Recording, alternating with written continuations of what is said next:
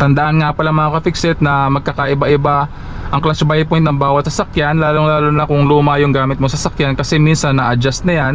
So minsan yung bite point dumarating yan sa ano pa lang, sa pag-angat mo pa lang ng kaunti ng iyong clutch pedal, mararamdaman mo na yung bite point. Minsan naman sa gitna, itong sasakyan na to nasa gitna yung bite point nito, properly adjusted ito.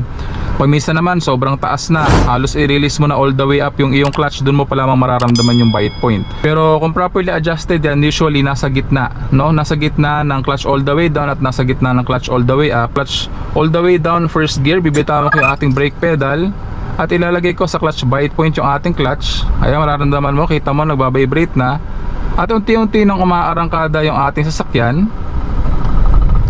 Ayan, at bibitawan ko na yan, clutch all the way up, kapag ang takbo ng ating sasakyan ay nasa 8 to 10 kilometers per hour na, dahil hindi na tayo mamamatay ng makina at this point.